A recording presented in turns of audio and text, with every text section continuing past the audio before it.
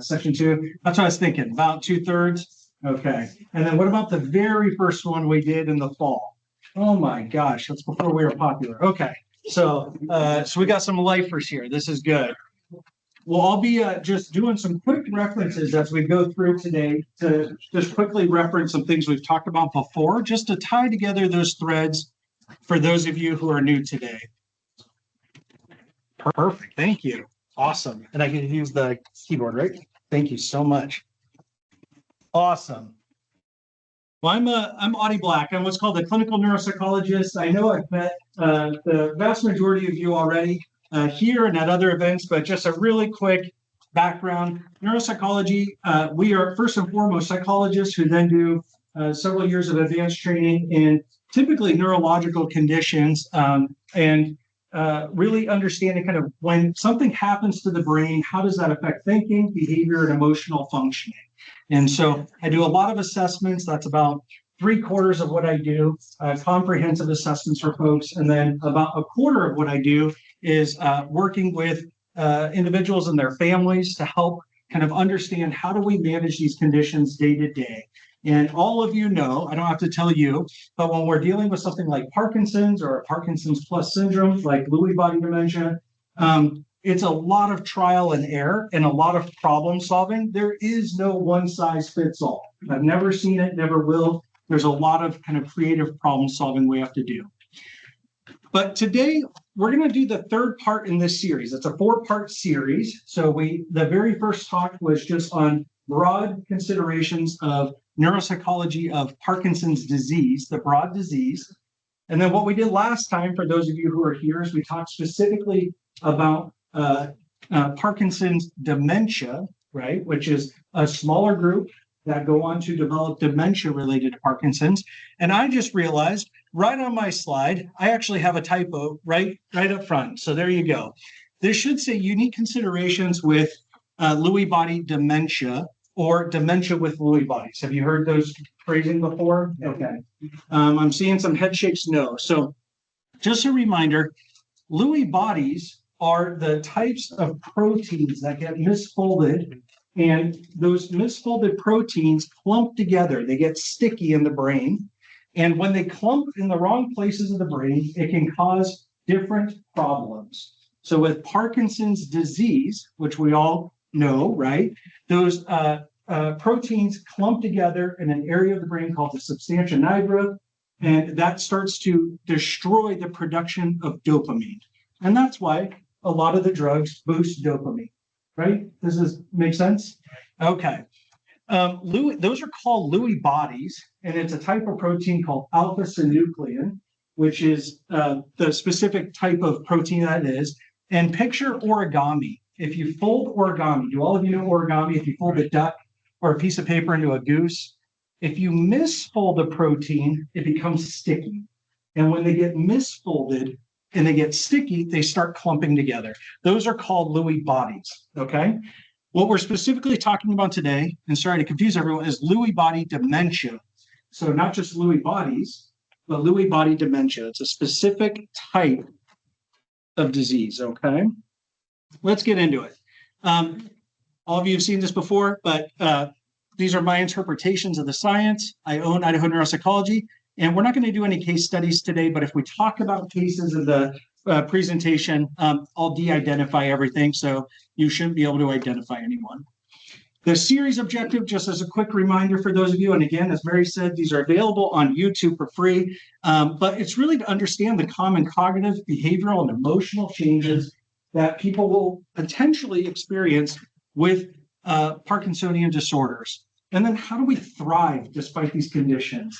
I know we're hitting some heavy topics in here, but remember, at the end of the day, when the dice are rolled and someone gets a disease or not, we have to first understand that disease, but then we got to move on and say, well, what do we do about it? How do we thrive? And part of that, the very next topic, the last one in this series, we're going to be focusing on caregivers specifically on May 12th on supporting caregivers' health and wellness. Today, and again, I did it here again too. When you see LBD, that should be Lewy body dementia, not disease, Lewy body dementia. We're going to talk specifically about Lewy body dementia how is it different from kind of standard Parkinson's disease and Parkinson's dementia, and going through some of the main changes we see, and then we're going to have time for a question and answer, okay? So, and again, everywhere you see disease, say dementia.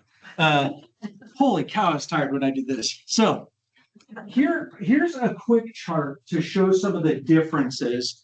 And I know all of this is confusing. Let's break it down. So sometimes people develop dementia with these conditions. We talked about that last time. And remember, dementia is when kind of some of the normal thinking changes that happen with these diseases get so bad, it starts to really impact day-to-day functioning to where people start needing more and more caregiving support, okay? It's kind of a broad definition. And in the dementia, those cognitive changes and the behavioral changes and emotional changes, they get worse over time, right? It's a progressive condition. Versus someone who doesn't have the dementia, they may have some day-to-day challenges, but they're doing okay. Maybe need a bit of support around things like medication management, driving, but for the most part can attend to themselves and do the day-to-day things mostly independently. And it's not getting progressively worse over time. Does this make sense? So when we talk about dementia versus just standard Parkinson's disease, that's what we're talking about. What I want to highlight is if there is dementia, like we talked about last time, a small subset of people with Parkinson's disease go on to develop a specific kind of dementia called Parkinson's dementia or Parkinson's disease with dementia. That cognitive decline usually occurs way later after the motor symptoms start, and as many as 10 or more years later. So we can have motor symptoms for a really long time, and then we might see some cognitive changes. And again, that's only for people who develop that dementia. Does that make sense? Okay. When we talk about Lewy body dementia, LBD, one of the hallmarks is that the dementia starts really close to the onset of the motor symptoms. So it's not uncommon when I've seen this that actually some of the dementia symptoms might even begin a little bit before the motor symptoms, or the dementia symptoms are the prominent thing that we see, and then there's a little bit of motor stuff. Does this make sense? Whereas in Parkinson's disease, the motor stuff is clear as day for a long, long time, and then dementia can develop. Yes, ma'am. So are we seeing if you have Parkinson's and you're diagnosed with Parkinson's, if you don't have Lewy body dementia within a year, you're not going to get it? So Lewy body dementia, so great question. And I'm going to buy myself some time by repeating the question. We'll pretend people couldn't hear it. So the question is, if you have motor symptoms and you don't develop dementia in that first year, essentially, am I ever going to get Lewy body dementia? Is that the question? Okay. Let me take one step back. There is a lot of debate in the research literature on how distinct are these different disorders. And let me summarize where I think we are with consensus today. These are a spectrum of disorders, and they're probably the same disorder, just a spectrum.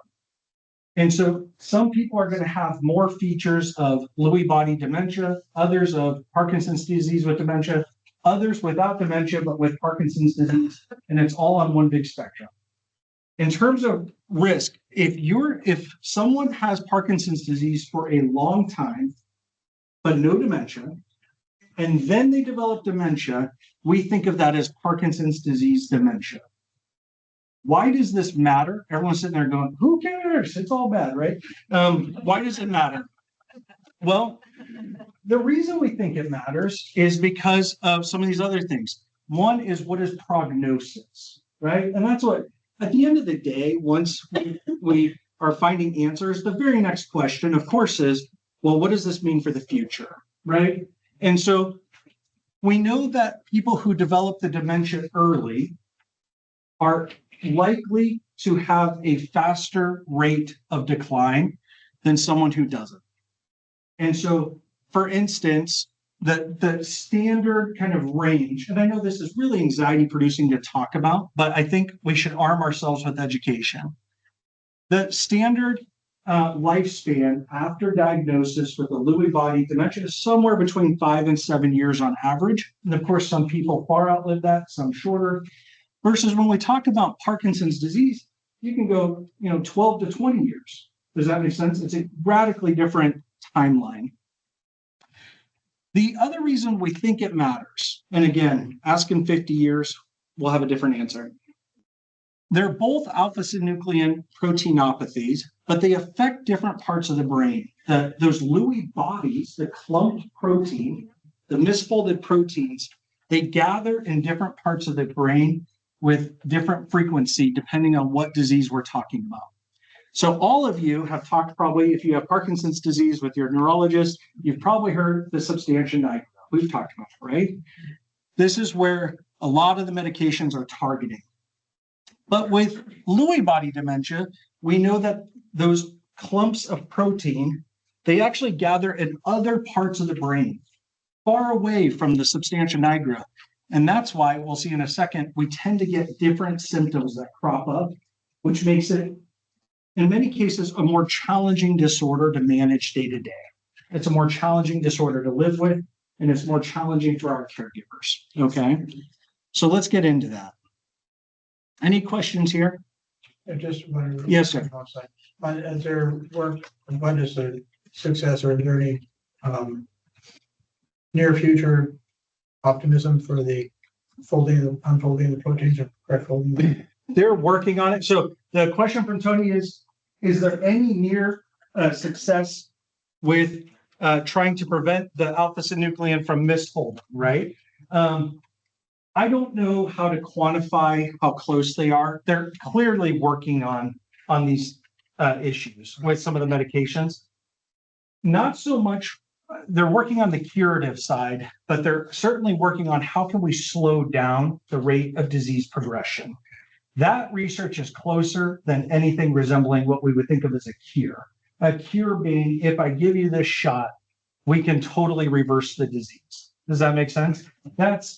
I don't even know when that's coming, but they're working on it. Right. In animal models, they have, as always, this is why I always caution you to be careful when you're reading research. Always look, are they talking about rats or humans? They can do a whole bunch of really cool stuff in rats. I mean, they can cure diseases in rats. As soon as you do that same research in humans, the results fall apart because we're not rats. Okay? Now, husbands, we have more ratness than not, but still. So in terms of slowing down disease progression, they are definitely closer to being able to do that than cure. Does that make sense? That helps. Thank you. I don't know exactly where we're at in that timeline. It'd be interesting to talk to like Dr. Zhao. I know many of you are Dr. Zhao's patients or Dr. Wadwa's. They are deep into that research. I mean, they're monitoring what's coming down the pike. Remember, they can't prescribe things that aren't FDA approved, right? So that's a whole nother process. But like Dr. Zhao, she gives talks on kind of where we're at with this research. And she's like looking way past FDA approval, or I should say way in front of FDA approval earlier. It's coming, but I'll just say where we are here and now, we're nowhere near close. We're still managing symptoms. Has that been all of your experiences? Yeah. If anyone knows differently, please let me know. From my viewpoint, we're still at managing symptoms. Yeah, we're not even slowing these down significantly yet. All right, let's talk about some of the changes. So, one of the hallmarks with Lewy body dementia is huge fluctuations in levels of alertness and kind of overall attention. And when I say huge, let me share a quick example of someone. This is when I was working out in Pittsburgh, of a guy who was a professor, really bright guy, doctoral level professor, very smart, much smarter than I am. And he is sitting there and we have a totally lucid conversation. I mean, just clear as day, virtually no motor symptoms, just looking at him. But on exam with his neurologist, he had a little bit of some rigidity a little bit of stiffness, and he was having more motor symptoms than what I could see that the neurologist appreciate on exam. But by all accounts, I'm just talking to a normal guy, super sharp. He came in the very next day, and it was like a light switch had been flipped. He could barely write a full sentence on a piece of paper, right? Extremely confused, very disoriented to where we were, when it was, what time of day it was. And about 15 minutes later was clear as day again. When you see that, if you've ever seen someone shift from that level of confusion, and this is, by the way, this is not the same thing many of you have probably had with your Parkinson's disease when you go off med, right? The sentiment is crashing. You know what I'm talking about? And you have that period where the confusion sets in momentarily. You're moving slower. This is not that. This was like dramatically profound, and there was no meds involved. This is just the brain misfiring. Does that make sense? That is very different than what we see in Parkinson's disease. Okay, it's a profound fluctuation in alertness and attention. And it can be within minutes or hours, but huge fluctuations, right? Another hallmark of this disorder, not everyone has all these things like every disorder, but this is common, is very complex visual hallucinations. And when I talk about complex, have any of you ever seen the recent movie Encanto? Do you know what I'm talking about? It's a kids movie with your grandkids. How about Jumanji? That was around 30 years ago with the animals. Okay, picture Jumanji. I had a patient tell me when she was laying in bed, it was as if there was a zoo around her and she had wild tigers jumping on her bed and she could see them clear as day. There were baboons swinging through the vines of her room. There's snakes slithering, right? Very complex hallucinations. Another person I was working with saw a train, again, as clear as day, a train just go right through their backyard when there's no train track there, right? Complex. These are not like seeing shadows. It's real as day. And these are often early hallmarks of the disorder because of where those Lewy bodies are aggregating kind of in the posterior part of the brain. And then we can get some pretty profound delusions. And remember what we talked about last time. Delusions are where we have strongly held beliefs, even though there's no evidence to support the belief or very little. So someone might be out to harm the person, or someone's conspiring against them. Does that make sense? I had someone, they were hiding all the toilet paper when they were confused.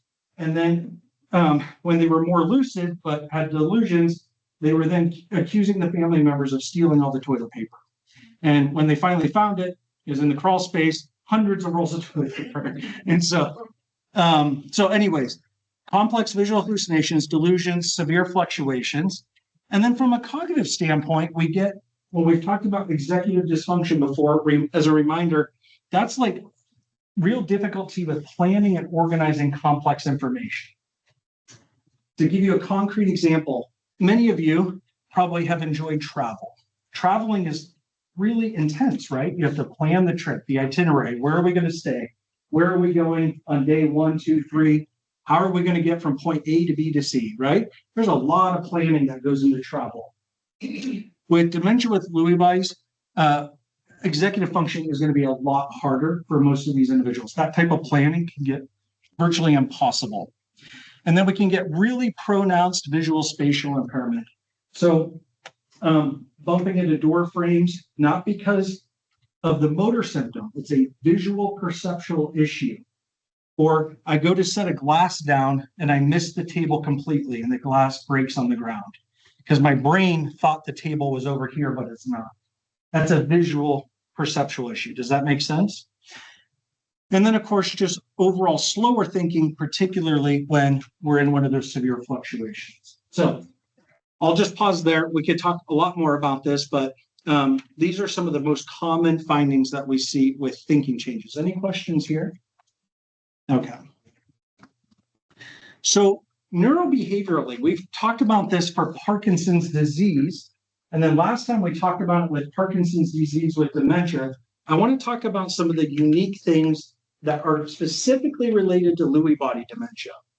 And this is part of why it kind of matters which one it is, because these are some things we need to really pay attention to. The first is, and I think probably 80% of this room has heard of REM sleep behavior disorder, right? That's the sleep stuff that can come up with any Parkinsonian disorder like this. But the acting out the dreams, the punching, the kicking, spouses can get bruised. Someone might fall out of bed while they're sleeping, and often very complex dreams, sometimes that are really scary. Does this make sense? This is common. It can be really severe with Lewy body dementia. And so that's not just kind of, it's not just there, it can really consume a person's sleep. Another one is the really profound autonomic dysfunction. Now, I know all of you are sitting there who have Parkinson's disease, and you're like, yeah, I got this too.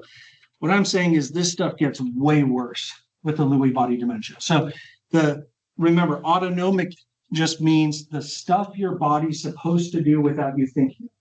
Heart rate, breathing, digestion, the stuff you don't have to tell it to do, it's supposed to just do. With this disorder, that can get a lot worse. And it can cause some big issues, including someone can like pass out because huge fluctuations in blood pressure control, that sort of thing.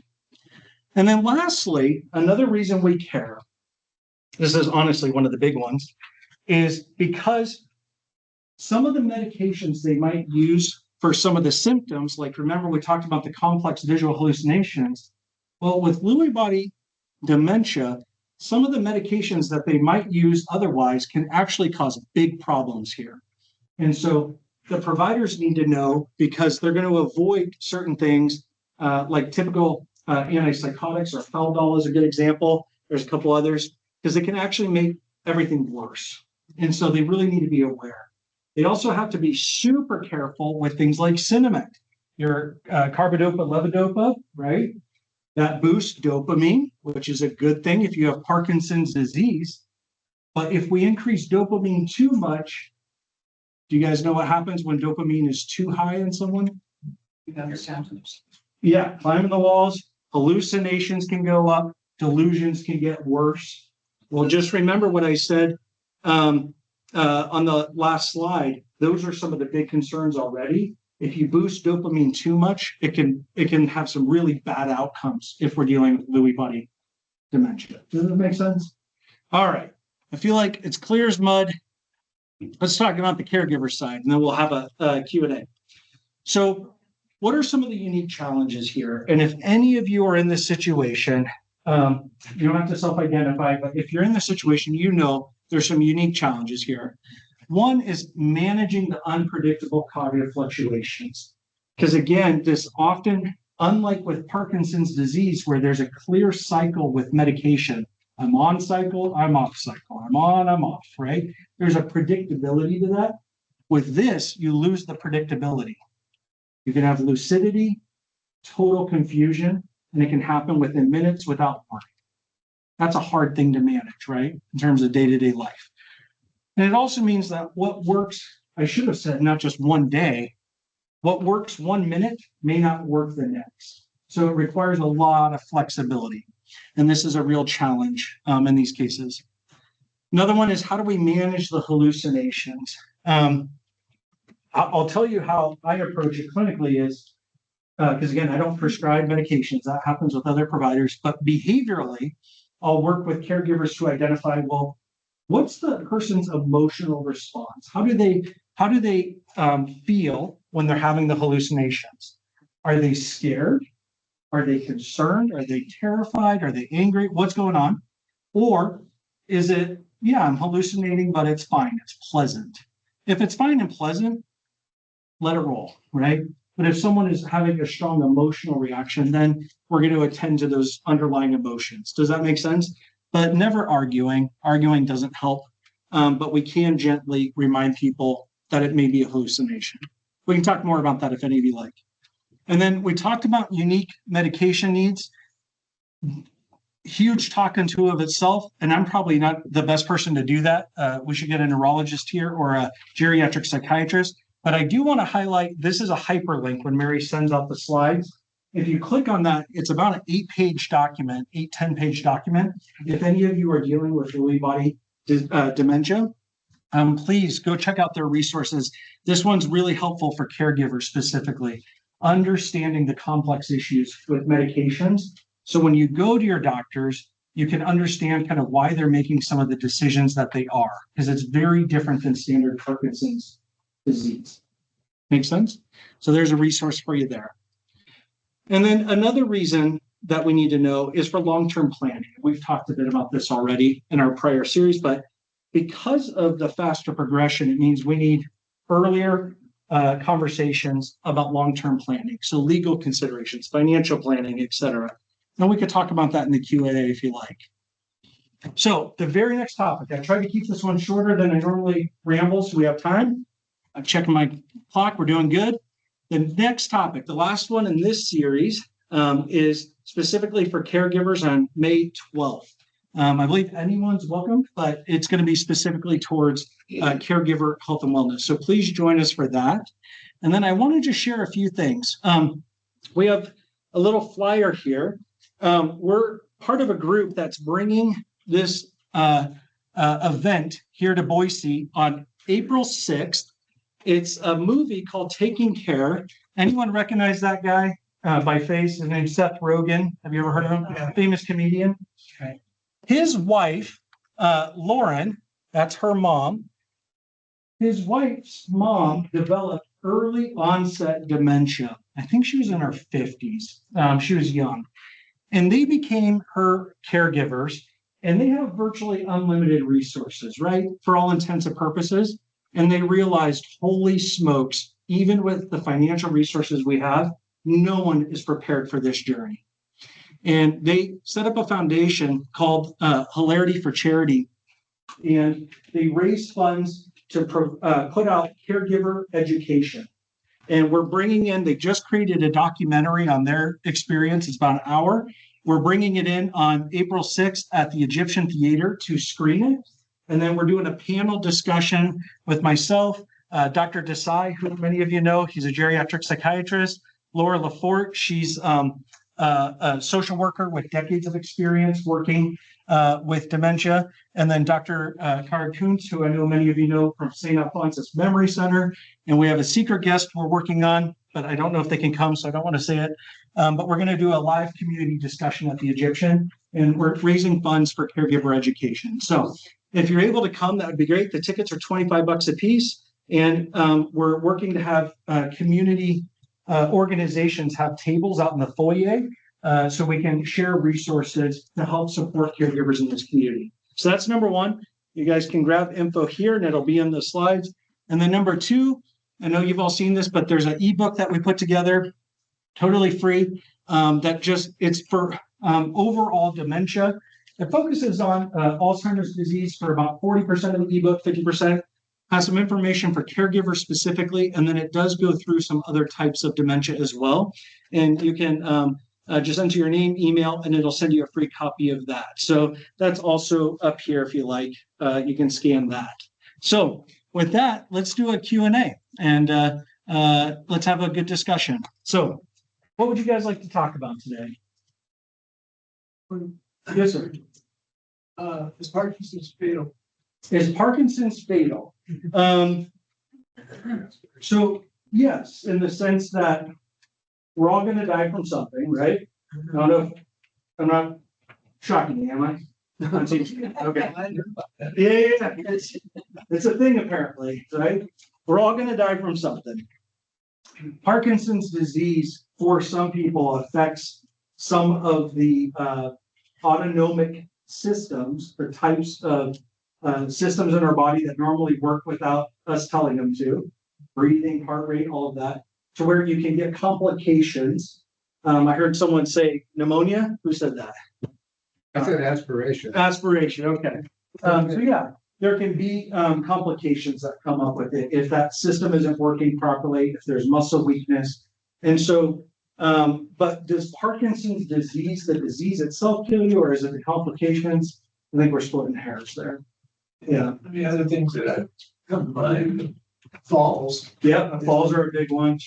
Yep. You got it. Yeah. And then is Lewy body different that way? Yeah, I read these articles in the Yeah. paper sometimes that Muhammad Ali died of Parkinson's. Jerry Sloan, the Mhm, coach of the mhm. Utah Jazz for decades. He Yeah. died. So when I see death certificates, because I do some forensic work, and so I usually get like all the medical records for the last 5 years of someone's life. Like that's not uncommon. What's interesting is with these conditions, when they do an autopsy, if they do one, they don't normally, right? But if they do an autopsy, it'll often list kind of what's the context and then what was the actual cause of death. You might see something like Parkinson's disease, but then aspiration pneumonia or an infection, right? So there's usually like an acute thing on top of it. Does that make sense? Right. Heart attack. Do you think it's associated? Yeah, right, sure. Yeah, so these diseases, and again, we're all gonna die of something, right? And not trying to be morbid, but we gotta laugh about it, guys, because none of us are getting off this planet alive, right? The thing is, the diseases cause conditions in the body that allow other bad things to happen. So infection risk can go up. Hearts don't work as well, all that. Right? And so, all right, I think we're getting a call. Let's do it. You all ready? Let's sing happy birthday. Count of 3. Sorry. Oh, come on, Mary. When I was in college, it was when cell phones were just really starting to come out, and we had a psych professor. Any of you, he's a legend out there. Any of you ever heard of a guy named John Thur by chance? He used to do a lot of community talks and presentations, so I still run into people who know him. But his rule was, you can bring your phone to class, but when it rings, I get to answer it in front of the class. And that was a blast. Lots of good memories with that. So I saw breakups and all sorts of things. All right. So yeah. So again, these diseases create a condition where other bad things can happen. The falls ones are really good, important. You know, I think a lot of people wonder, why do we care so much about falls? How many of you have been in the hospital the last 2-3 years? Anyone? Okay. What's like the first thing they do when you get there? They assess your fall risk. And anyone ever been put on fall precautions yet? Okay, you've seen it. They give you, usually it's a big yellow wristband that says prisoner number. I mean, it says fall risk. And then you get a bed alarm. You're not allowed to leave the bed without calling the nurse. If you do, the alarms go off. If you sit in a chair, they put a pad because there's an alarm. It's like a big deal, right? Why do we care so much about falls? Because it's not the fall that kills you usually. It's everything that happens after, right? So you fall and you break your hip. Well, now you can't move as much. And when you don't move, you become deconditioned. And when you get deconditioned, you know, it just sets off a cascade of events, right? And so this is why I just want to tell you guys why your doctors care so much about falls. It's not the fall per se, it's everything that happens after falls, okay? And they have really good actuarial data on what happens if you break a hip. And it's just not great if you're over 7, let's say. So anyways, that's why they care so much about falls. I get patients ask all the time, like, what do they care? You know, I'm going to walk around if I want. I'm like, yeah, but it's a lot of paperwork for the hospital. And then they know what's going to happen. So, all right. Other questions? Go ahead. Well, so I'm a very low symptom person so far. Mm-hmm. The only real problem I have is I aspirate. And I felt like I've drowned a couple of times. Mm. Scariest damn thing. I can't even imagine. I tend to forget about that because I don't like thinking. Yeah. So when I people say, well, what kind of symptoms do you have? I start telling them myself, and I go, oh, that happens to me. Oh, that happens to me. And I forget stuff, you know. Mm-hmm. So I started thinking this is some kind of continuum. Mm-hmm. There's like low phase, Yeah. and then out here at the end could be Lewy body, but there's a continuum, not a single spot on a continuum. 100% agree. So just to summarize, when sharing symptoms, and this gentleman, what's your name? Bruce last time. Bruce was sharing that he has fairly mild symptoms at this point, other than one really, really scary one, which is where he aspirates and feels like he's going to choke to death, and it's terrifying, right? But other than that, a lot of people might not know from looking at Bruce that he has a condition. Is that right? And so Bruce was saying, when I share my struggles with people, I get pushback where people are like, yeah, but I have that same thing too. I have that issue, that issue, that issue. And so starting to think about it as on a continuum. And let me say, I absolutely think about this stuff on a continuum. So you can have mild issues that can get worse over time, and then they can get even worse, right? And it's not usually like a light switch. It's either on or off. It's usually about how frequent do the symptoms happen, so how often, and then how severe are they, right? So we have frequency, but you could have a lot of highly frequent mild symptoms, or you could have symptoms that only happen every now and then, but when they do, they're really a big deal. Does that make sense? So I think about frequency and severity of these symptoms, and all of that is on a continuum. When we talk about disease progression, what we're talking about is what do we know about how diseases evolve over time? And we know certain things like Parkinson's disease tend to have kind of more or less average courses of progression over time on average. But it's a highly variable journey for each person. But on average, we can kind of track what happens over time. But it's all a continuum. It's all a continuum. I think old age might even be at the beginning. It is. It is at the beginning. And so what we talked about a couple times ago that I'll, for anyone who wasn't here, what we were talking about a couple times ago was specifically that many people with, let's just say Parkinson's disease, because that's by far the most common in this room. Many people with Parkinson's disease, just classic Parkinson's, will have some thinking changes. But those thinking changes tend to be more mild, more manageable, and people still do well, even though there's some changes. What we talked about is those changes are often more than just being, let's say, 70 or 75. So it's more than normal aging, but it's not to the point of a dementia, right? And that stopgap is what we call mild cognitive impairment, MCI. And so you're right. If I were to put this on a spectrum, we have normal aging, and I hate to tell you, but we're all going to have thinking changes just from getting older, right? Then we have kind of mild cognitive impairment, where there's some changes that are noticeable. They're having some impact, but it's not dementia. And then we have dementia. And so it's a huge spectrum. And how do we know kind of where someone is? A lot of it's based on how bad is it and how is it impacting them day to day, frankly. But so, yeah, the one thing I will say as a psychologist, when you talk to people around you, have any of you had this where you felt like two things? You shared your experience and the person says, yeah, well, that happens to me too. Right? You've had that. What's your emotional reaction when they do that? Throw that. Yeah, pissed. Because it's invalidating, damn it. And you're like, you do not understand what I'm going through, right? So here's what I'll tell you. My experience is most people have no idea how to talk about these conditions. That's part of why we do this, is to normalize talking about big, heavy stuff, right? Most people have no idea how to talk. And you can tell someone like a family member or a friend about what you're going through, and they love and care about you. They have no idea what to say in return.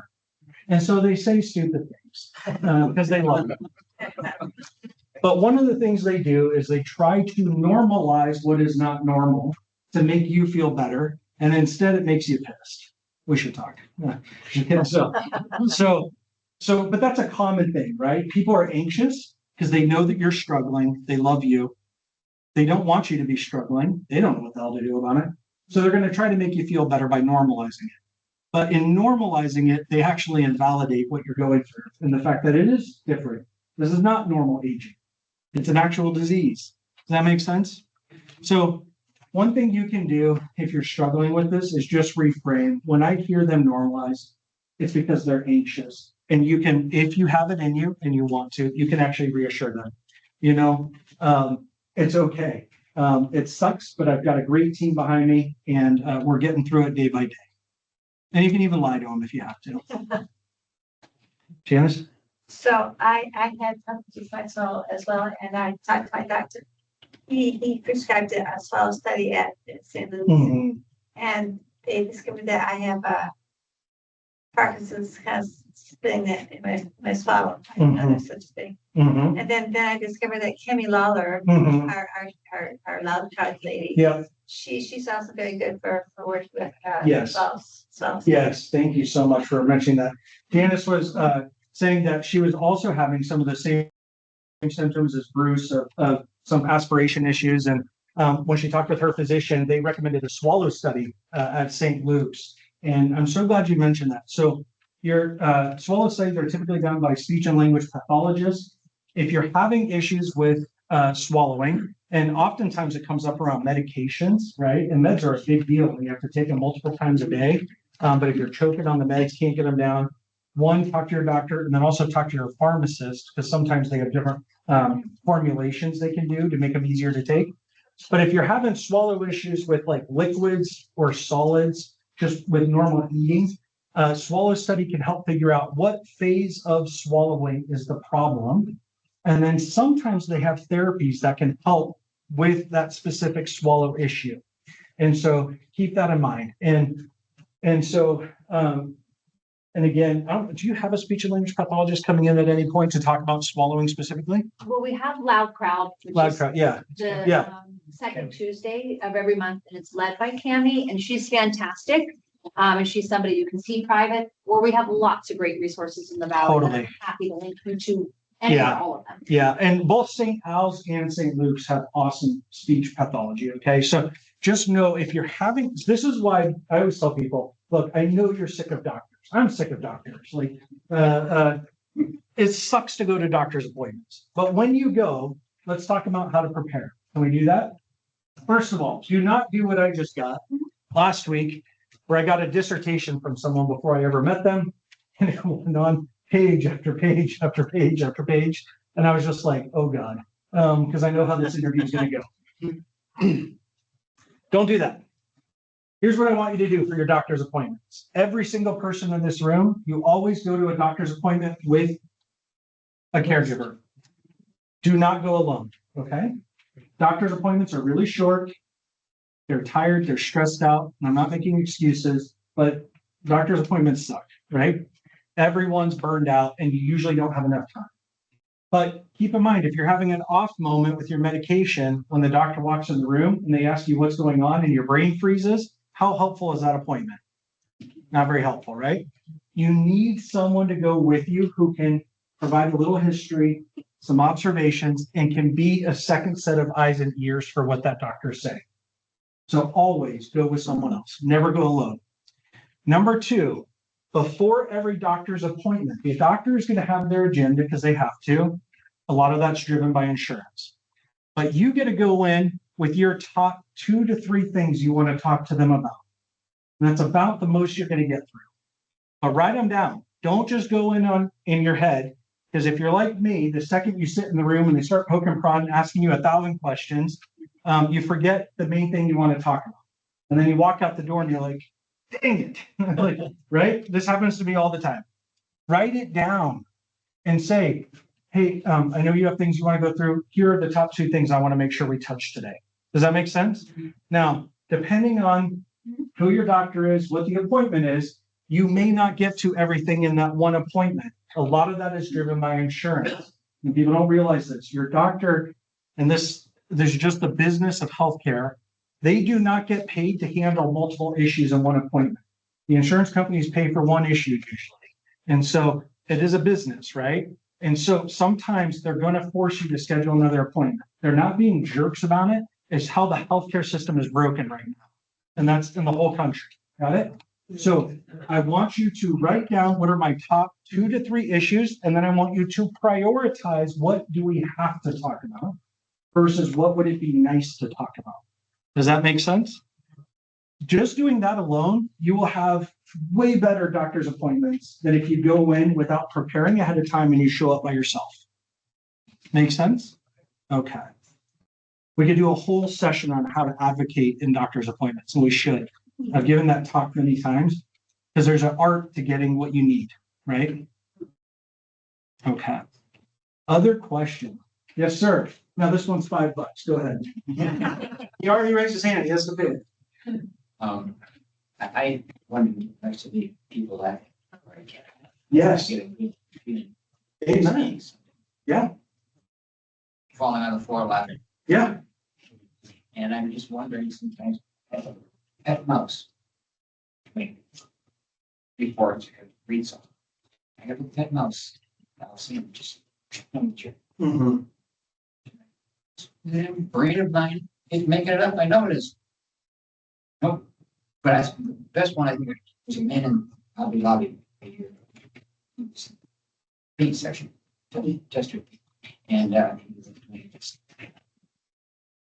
he had one of the normal for what? Seriously, I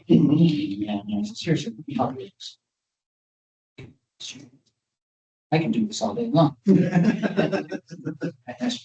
Benefits, but You'll work at Home Depot, man.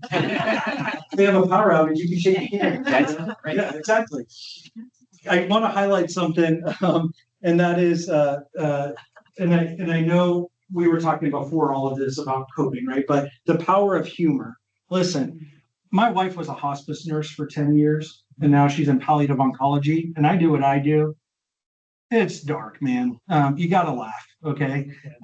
If you're not laughing, we're crying. You've all heard that and probably experienced it. Now, I don't want to be glib about it, but what I will say is we know that humor is a really healthy coping mechanism, as long as it's appropriate, right? And we know that when we're laughing, it's releasing some really powerful chemicals in the brain that are very helpful, right?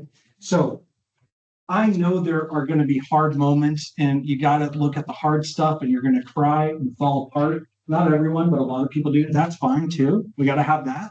But then we got to find moments to laugh and to poke fun at a terrible disease that's afflicting the body. You didn't choose to have Parkinson's disease. No one did, but it happened, right? What do we do about it? And I work with a lot of patients around more and more. I just make it real simple. We can control two things in this world. Just two. You can control your attitude and what choice you make every time you're making a choice. That's about it. Now, there are things you can influence, but not control. So think back to when you were parenting. Could you control your teenage kids? Hell no. It's the definition of a teenager. Can you influence their behavior? Yeah, right? You have some influence as a parent, but you're not going to control them. It's the same thing with something like Parkinson's disease. You have an unruly teenager who set up shop in your brain and is throwing some slumber parties, okay? I can't control that, but I can influence how we're going to go about it. And really, when you come down to it, there are very few things you can fully control. One is attitude. The other is what choices you're going to make, right? And so I say this because we know that if you can maintain a hopeful attitude about your situation, no matter how dark it is, you will do better and have a better outcome than the person who has a worse attitude. Just attitude alone. And so people ask all the time, what medicine, what cure? And I'm like, you guys, as of today, yes, take your medicine, treat the symptoms, focus on attitude. You can control that one. Take the damn meds, work on your attitude. And it makes a huge difference. Okay? Because if you give up hope, has anyone experienced this? I have in my life in moments. If you lose hope, it's like a balloon that gets popped instantaneously, and all the wind goes out of your sails like that. And you start laying around, sitting in bed, the apathy sets in. There's depression usually involved, right? And what changed? Nothing. Just mindset about the situation. Does this make sense? I do work with a lot of injured individuals who are a little bit younger. Same thing happens if they have a really bad, severe, catastrophic work injury. You know, these are people who are in their 30s, 40s. They have kids at home and they have a devastating, life-altering injury. And all of a sudden they went from being the breadwinner of their family to not working at all, and they're faced with a lifetime of debility. Man, that's a hard pill to swallow when you're in your 40s, you know?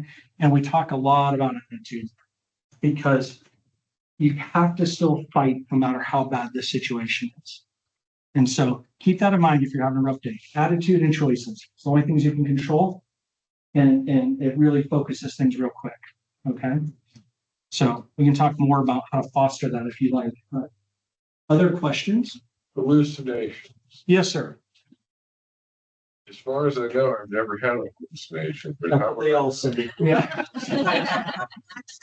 but, Good to see you, Roy. Is that you? Just kidding. So, yeah. on the serious Yeah. aspect of- I still, So the question / joke, which I loved, was hallucinations. How would I know if I've had one? Here's the thing. Contrary to popular belief, most people know if they're hallucinating. Not always, but most people they have a sense. Is that real? Like, or not? Now, we talked about, Bruce, we talked about continuum. Awareness of hallucinations is also on a continuum. There are some people who can tell me clear as day, they know they're hallucinating, they know exactly when, they know exactly how, right? They have total insight into it. And then there's other people that have less insight into it, especially in the moment. But then after the hallucination might have some awareness. I don't think that was real, right? That was really scary. It was confusing. I don't think it was real. So it's like right after the wedding. Scrub that from the video. Yes. Yeah. trying So to be proactive. So with hallucinations, here's what how I handle it clinically and what you can do at home. Ask loved ones around you. Hey, I don't think I'm hallucinating, but have you seen any signs that I am? And they'll know. They usually know. And so, but again, don't ask too many people that and make sure they know you. Yeah, still, I've been mobile my Yeah. whole life, like Yeah. everybody. I'm still heading off in the summertime. Yeah. Yeah. For 2 or 3 Amen. or 4 days. Yeah. But I think I need to be proactive though. At what point do I go, well, Yeah. I might hallucinate? Can we have a real quick safety conversation? So I love, Rory, you said, you're still really independent and you're active. You're going out in the summertime for a few days, even on your own. Amen. That's the game, right? There's some real practical safety things. So, one, if you don't have it, things like, depending on your symptoms and depending on your risk, but if you're at risk of falls, having like a life alert type device, and there's many of them out there, is a real good idea. Certain phones now can do it. They can actually, certain smartphones, your phone itself can call for help if you fall. The problem is you have to have cell signal. You got one, yep. But you often have to have cell signal. Now, those are getting even more sophisticated where some of them are satellite based if there's an emergency. Can't even keep up with it. It's changing so fast, but you need some type of way that if you have an issue, you can get help. Does that make sense?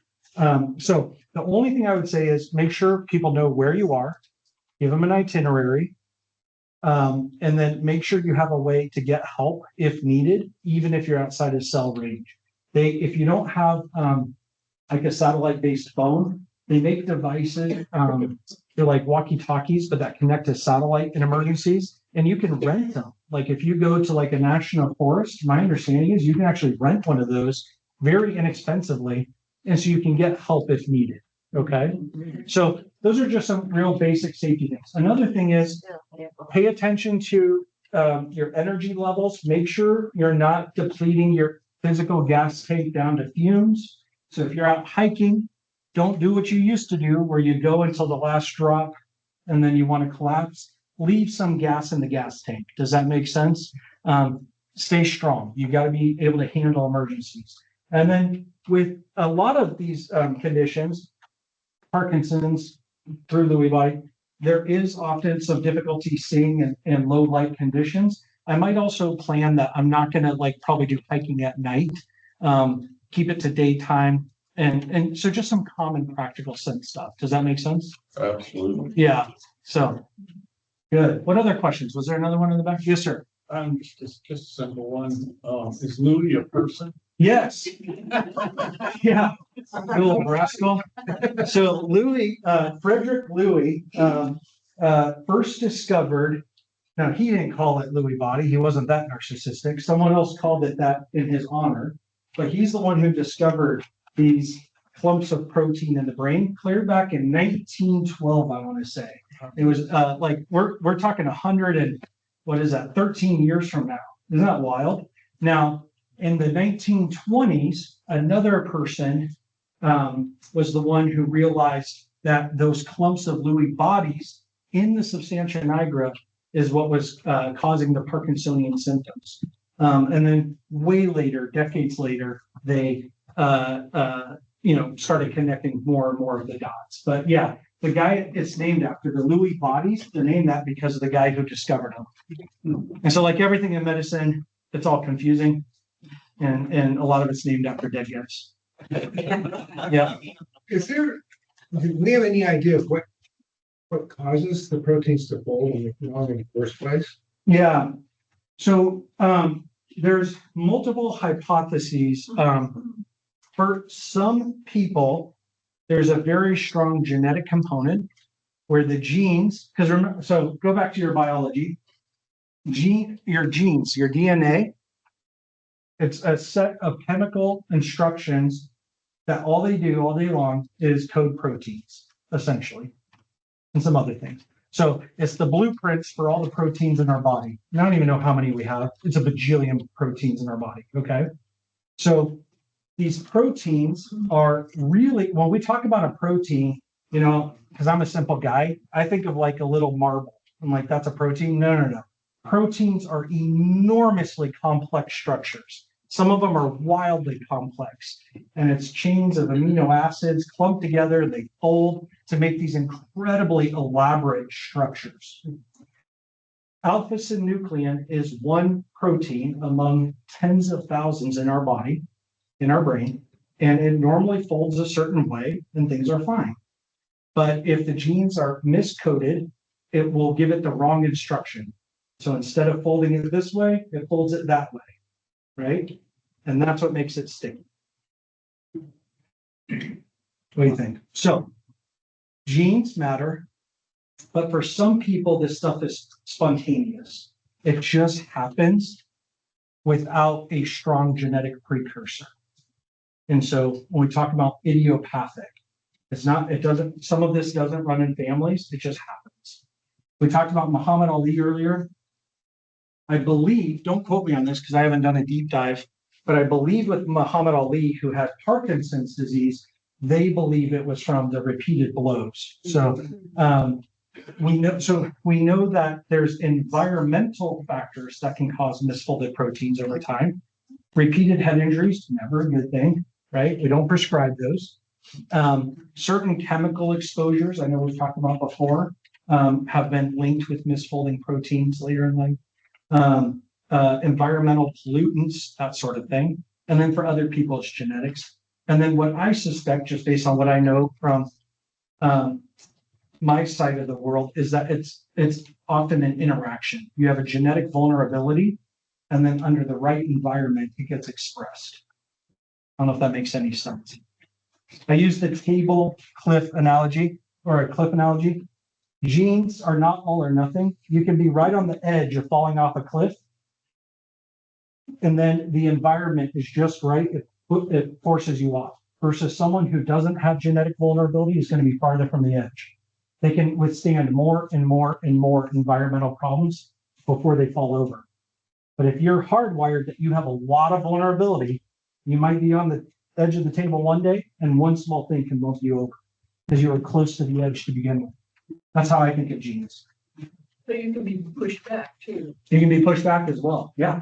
Healthy lifestyle. This is the hope, right? Yeah. So the whole reason we talk about lifestyle modification and the modifiable factors is because this is not fixed in stone for most people. The position near the edge of the table is not fixed in stone. And so that's where hope comes in. We don't know where the edge is. We don't always know where the edge is. That's exactly right. That's exactly right. Yep. And here's just to like blow some minds, because this stuff is fascinating. To your point, Tony, you can have someone that the brain looks identical when they do the brain scans, and you can have two people, the brains look identical, and one person will be highly symptomatic and the other one not. This is why we talk about, you can't, like, something like a brain scan, it's just a piece of data, right? It's just one piece of data. There's a whole bunch we have to gather, because like just looking at someone's brains, I mean, it's amazing. Sometimes you'll see a scan and you're like, how is this person even alive? And then you find out they're independent, walking, talking, minimal caregiver supports. And you're like, oh, wow, this brain looks much healthier and they're far more symptomatic, you know? So it's not a one-to-one correlation. Yeah. So good. Yes, sir. The guy at St. Luke's, Kevin, I don't remember his last support group. Oh, yeah. Yeah. No, Kevin, Kevin Or- Allen. Alan. Yeah. He says that once you've met one person with Parkinson's, Yeah. you've met one person Yeah. with Parkinson's. Yeah, that's right. The comment was Kevin Allen, who runs the St. Luke's Parkinson's support group, has said that, you know, when you've met one person with Parkinson's, you've met one person with Parkinson's. And that's exactly right. And this is why it's so interesting. Anything that involves the brain, that truism applies because we are complex. The human brain is the most complex organism known in the entire universe. Think about that for a second. That's amazing. Absolutely amazing. And so, yeah, any condition that affects the brain, you can have wildly different outcomes, even though it's the same disease, right? Yep. Yes, ma'am. Well, they say you are what you eat, Mhm. and I keep thinking diet must have more of an impact, but it seems so hard to find information about what diet may or may not do. Here. I know you're not the dietarian, so. No, but so yeah, so I'm not a dietitian, but let me just share a few highlights. So we absolutely know that diet plays a significant role in things like immune function and brain health. These are just kind of some basic facts. The challenge with dietary science is that the science is in its early stages. And so dietetics is a really hard discipline.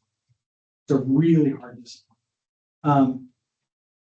The science is very rudimentary right now. But what we know, so let's start with how science works in general, because of course, science is not a monolithic thing. Our understanding today will evolve, and that's a good thing. That's how science works, right? What we know now is that certain diets seem to promote more immune health than others, more brain health than others, and certain diets probably impact different people differently. Right. And that's the complexity, right? There's probably not a one size fits all with this stuff. Certain people seem to be pretty immune to whatever they want to eat and they don't seem affected, and other people are highly sensitive to what they eat. But in general, if we're talking about generalities, whatever is good for your heart is going to be good for your brain. So when you look at heart healthy diets, those are typically the diets that are also strongly supportive of brain health. So a couple big ones, the Mediterranean diet has a lot of research behind it. And then what they call the MIND diet. It's a blend of Mediterranean and another diet, but those are the two that we typically recommend for brain health. So Mediterranean or MIND. We can talk through the basics of those, and then a dietitian could go into way more detail on that. One of the things with Parkinson's disease that's fascinating is there's a lot of research on what's going on in the gut microbiome. This is another way we know that diet plays a role, but that research we're like in its absolute infancy in terms of overall science, just to be clear. So we know that your gut is filled with trillions of bacteria, right? Some helpful, some not helpful. What you feed and what you eat is either nurturing the good bacteria or you're feeding the bad bacteria. And that seems to have a role with some of the symptoms with Parkinson's. So, and again, I don't want to go outside of my scope, but there's certain things that you can do. So one, make sure you're eating, just eat the rainbow.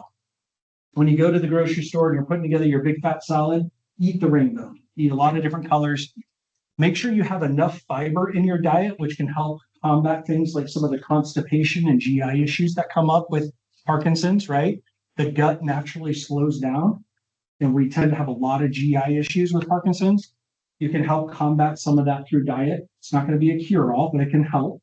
So we want to make sure we have the right kinds of fiber, enough fiber, and ideally multiple times a day, not all at once. And then you want to get your micronutrients, right? those are big kind of broad strokes.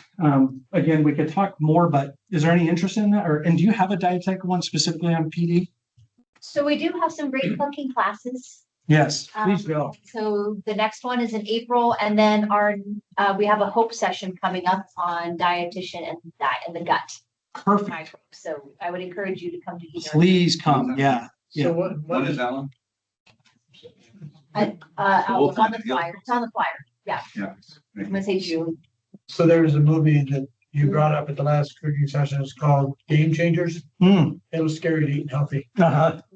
Yeah. It's actually very well done. Really interesting. It's on Netflix. Yeah, the food stuff is really interesting. I will just say dietetics as a science takes a lot of hits because it's just a really hard science. And like here's a good example. To do good research, you have to control variables, but you have to control variables to such an extent it doesn't match any reality to how people eat in real life. And so we have some generalizability problems with dietetics, right? Meaning what happened in the study, how does that generalize to broad groups of people? And so that's one big problem they have. The other one is the chemical structure of foods is enormously complex. And then when you start looking at interaction effects, again, no one just eats one thing on a plate, right? You're eating however many different things. What is all the interaction among all of that? Anyway, the complexity just goes, right? So, but yes, definitely go learn more about the dietetics. There are some basic fundamental truths I think we do know. And I would also say there's a whole lot more we need to know. But you can't go wrong with a heart healthy diet. Not aware of any evidence that says that's bad. And then, just good old fashioned portion control, and then make sure you're attending to kind of gut health. And I think those are some basics. And exercise. And exercise is, so you are what you eat, and movement is medicine, right? So, and I like movement over exercise because that word exercise usually freaks people out. It's movement, daily movement, so important. All right, how are we doing on time? Are we there? I think we're there, but if you have a couple I minutes. have a few more. after, Yep, I just got to maybe about just 10 more hang minutes and I out gotta run. and- Yeah. So why don't we conclude it there, just because I know I want to be respectful of everybody's time, but Audie is well happy to stay for a couple Yes. of minutes if you just want to approach him separately. and ask Thank you, Mary. Yeah. Yeah. Thanks, Steve. If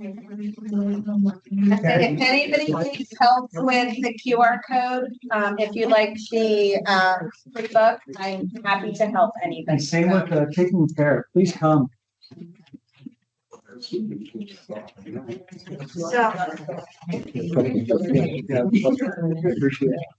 I love your positivity. So this one's, so this one's gonna be Sunday, April 6th. If you want, you can take a picture of that or click it and it'll lead you straight to it. You're right in front of the. So this was for, to make sure that I get free. Okay,